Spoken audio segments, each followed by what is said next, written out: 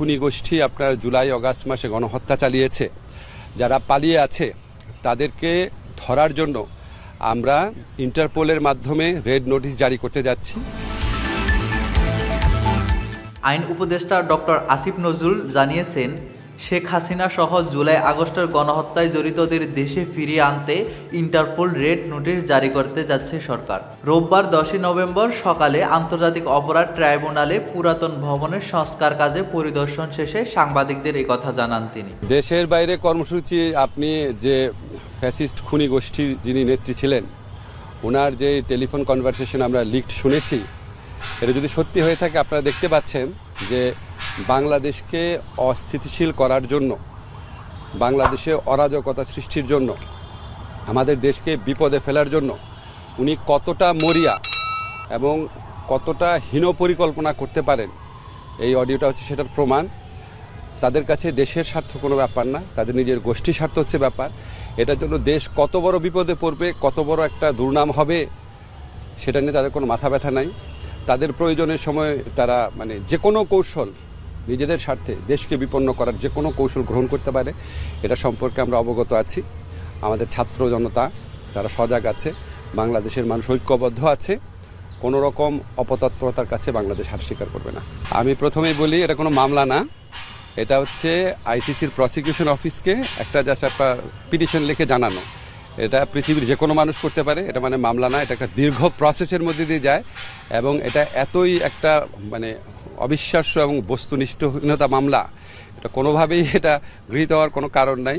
এটা হচ্ছে যে খুনি যে ফ্যাসিস্ট চক্র আছে, তারা বিশ্ব জনমতকে, বাংলাদেশের মানুষকে বিভ্রান্ত করার জন্য, নিজেদের আত্মরক্ষার জন্য মিথ্যা প্রচারণা চালানোর একটা উপায় হিসেবে মামলাটা করেছে।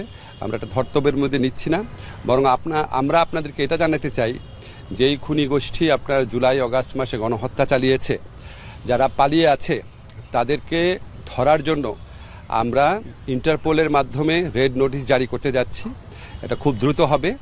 আমরা তারা যেখানেই থাকুক না কেন, আমরা তাদেরকে গ্রেফতার করে বাংলাদেশে নিয়ে আসার জন্য সর্বোচ্চ পদক্ষেপ, সর্বোচ্চ আন্তরিকতা নিয়ে কাজ করব। এ সময় আন্তর্জাতিক অপরাধ ট্রাইব্যুনালের চিফ প্রসিকিউটর মোহাম্মদ তাজুল ইসলাম জানান, তারা এখনো আওয়ামী লীগের বিচারের বিষয়ে তদন্ত শুরু করেনি, যদিও তাদের কাছে অভিযোগ এসেছে। ব্যক্তি পর্যায়ে তারা যে তদন্তগুলো করেছে, প্রত্যেকটি জায়গায় কিন্তু আওয়ামী লীগের যুক্ত থাকার বিষয়টি পাচ্ছেন তারা।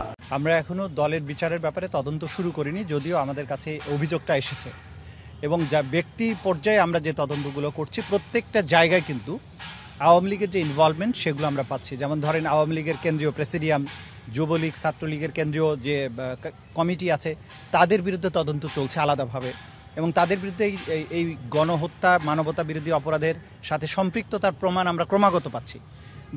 দল হিসাবে আলাদাভাবে তাদের বিরুদ্ধে তদন্ত না শুরু করলেও ব্যক্তি পর্যায়ের তদন্তের ক্ষেত্রে আমরা তাদের দলের বিস্তারিত তথ্য পেয়ে যাচ্ছি।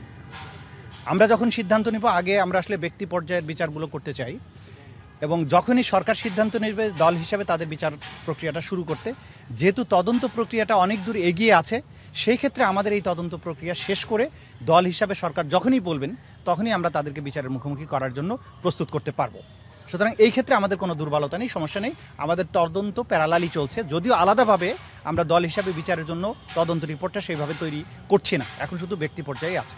যখন আমি আওয়ামী লীগের সভানেত্রী অথবা আওয়ামী লীগের সাধারণ সম্পাদকের ভূমিকা এই গণহত্যার সাথে কিভাবে ছিল, তখন কিন্তু একই সাথে তিনি তার মন্ত্রী হিসাবে যে ক্যাপাসিটি এবং দলের প্রধান হিসাবে যে ক্যাপাসিটি, সেগুলোতে সে অপরাধ করেছে। তাদের দলের কর্মী বাহিনী গণহত্যার সময়ে পুলিশের পাশে থেকে কিভাবে হত্যাকাণ্ডে অংশ নিয়েছে, মানুষকে আহত করার কাজে অংশ নিয়েছে, ধ্বংসাত্মক কাজের ক্ষেত্রে অংশ নিয়েছে, সেগুলো কিন্তু ব্যক্তি পর্যায়ের তদন্তের সময়ই উঠে আসছে। এইটাকে জাস্ট ফর্মুলেট করে যদি আমরা দলের ব্যাপারে দাঁড় করাই, তাহলে তদন্ত রিপোর্ট তৈরি হতে খুব বেশি সময় লাগবে না।